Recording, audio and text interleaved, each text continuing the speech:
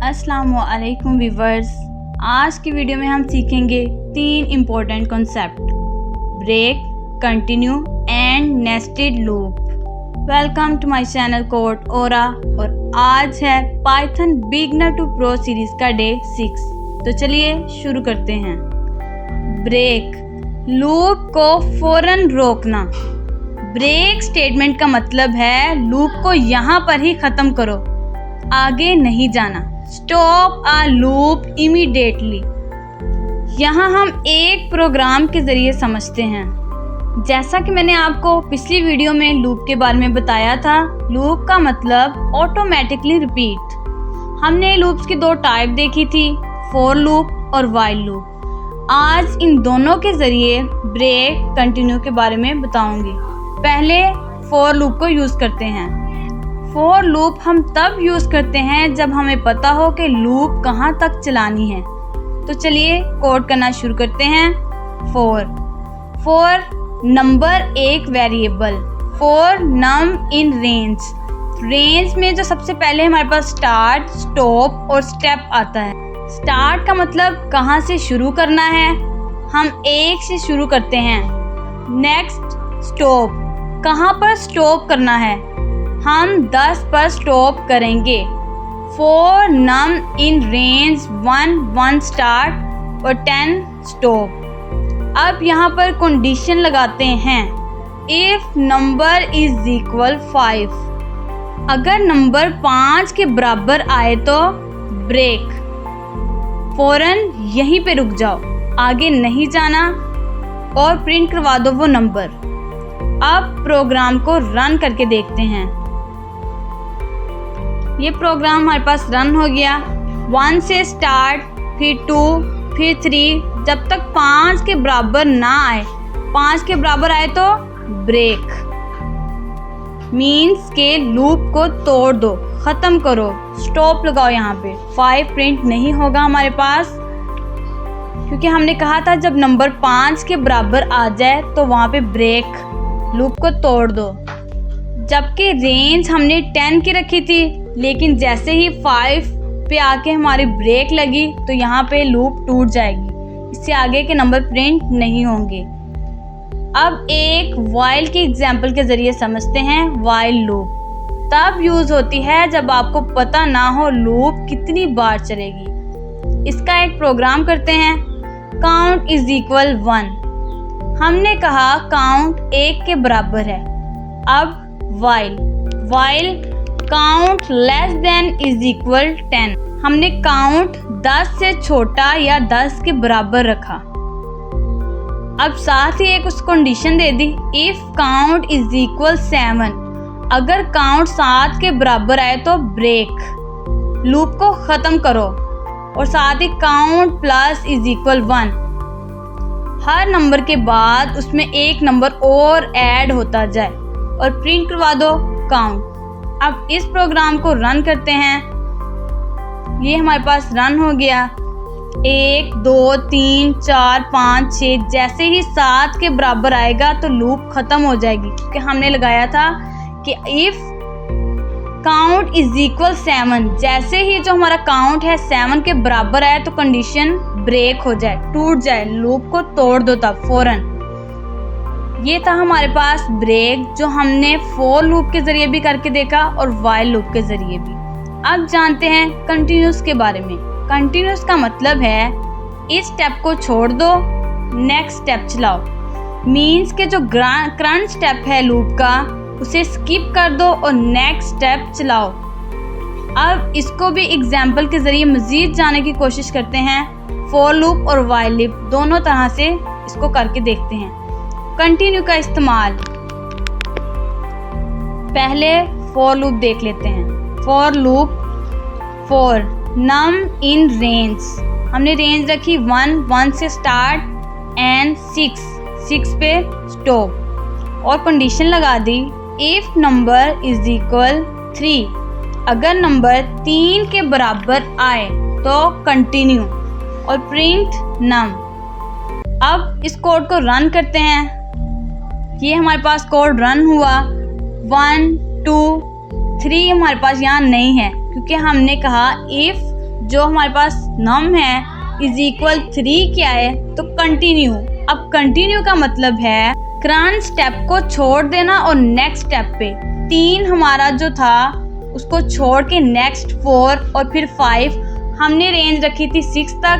जो 6 है हमारे पास वो एक्सक्लूसिव होता है, मीन्स के इंक्लूड नहीं होता 0 से लेके 5 तक। हमने जो स्टार्ट 1 से किया था और फिर 5 पे ये एंड होगा और 3 इसमें हम कंटिन्यू करने की वजह से वो स्किप हो गया और नेक्स्ट नंबर हमारे पास प्रिंट हो गए। तो कंटिन्यू का मतलब ये है जो करंट स्टेप है स्किप करके इससे आगे की लूप चलाओ। जबकि ब्रेक में हमने देखा था कि लूप तोड़ दो, उससे आगे जाना ही नहीं, वहीं पे लूप ख़त्म हो जाएगी, स्टॉप हो जाएगी। लेकिन कंटिन्यू में जो हमारा करंट है स्टेप उसको छोड़ के बाकी के जितने भी स्टेप हैं वो पूरे करो। बस ये जो हमारा करंट है वो स्किप हो जाएगा, बाकी प्रिंट होंगे हमारे पास। अब एक प्रोग्राम वाइल लूप का भी करते हैं। काउंट इज इक्वल 1, काउंट 1 के बराबर है, हमने काउंट को 1 के बराबर रखा और वाइल लगाया काउंट लेस देन 5। जो हमारा काउंट है 5 या 5 से छोटा होना चाहिए और साथ ही काउंट प्लस इज इक्वल 1, साथ ही ऐड होता जाए नंबर। हर नंबर में एक और नंबर ऐड होता जाए। जैसे 1 है, जैसे काउंट प्लस इज इक्वल 1 में आएगा नंबर ऐड होके 2, फिर ऐड होगा नंबर 3। फिर हमने साथ ही उसे एक condition they the, if count is equal 2। अगर जो काउंट है 2 के बराबर आए तो कंटिन्यू करो और प्रिंट कर दो काउंट। अब जरा इस कोड को रन करके देखते हैं। ये रन हो गया। 1 में 1 ऐड हुआ तो 2, लेकिन 2 तो हमने एक कंडीशन दी थी कि अगर काउंट 2 के बराबर आए तो कंटिन्यू कर दो, तो यहाँ पर 2 हमारा प्रिंट नहीं होगा। 2 वाला जो स्टेप है स्किप होके नेक्स्ट, फिर ऐड होगा नंबर 3 में फिर 1 ऐड होगा 4, 3 में एक ऐड हो गए 4 में एक ऐड हो गए 5। और यहाँ पे हमारी जो वाइल जो हमने कहा था कंडीशन लेस देन 5 हो, तो वो यहाँ पे हमारी ख़त्म हो गई। कंडीशन 5 तक थी, तो यहाँ पे जो कंडीशन है हमारी एंड हो गई। तो ये था हमारे पास कंटिन्यू, जो हमने फॉर लूप और वाइल लूप दोनों के ज़रिए समझा। अब जो हमारा नेक्स्ट जो हमारा कॉन्सेप्ट है थर्ड, वो है हमारा नेस्टेड लूप। नेस्टेड लूप का मतलब है एक लूप के अंदर दूसरी लूप। नेस्टेड लूप, एक लूप के अंदर दूसरा लूप लगाना। ये तब यूज होता है जब हमें कॉम्बिनेशंस, टेबल्स, पैटर्न्स या मल्टी लेवल डाटा प्रोसेस करना हो। ये इस तरह काम करता है जैसे एक काम के अंदर एक छोटा काम बार बार हो रहा है। अब इसका भी एक प्रोग्राम करते हैं। फॉर आई इन रेंज, हमने रेंज रखी 1 और 4। 1 का मतलब 1 से स्टार्ट हो रहा है और 4 कि यहाँ पे स्टॉप हो जाए। अब इसके अंदर और लूप, इसे ही हम नेस्टेड लूप कहते हैं। 4 आई था, अब नेक्स्ट नीचे दोबारा से लूप लगी 4j इन रेंज। वेरिएबल के नेम चेंज है ij, एक लूप के अंदर दूसरी लूप। अब इसकी भी रेंज रखते हैं 1 और 3, 1 से स्टार्ट और 3 पे स्टॉप। आई हमारे पास आउटर लूप है और j इनर लूप। जो आई है हमारे पास मीन्स कि जो आउटर लूप है वो 1 से 3 तक चलाएगा। फिर आई के लिए j इनर लूप, j हमारे पास क्या था इनर लूप, 1 से 2 तक चलाएगा।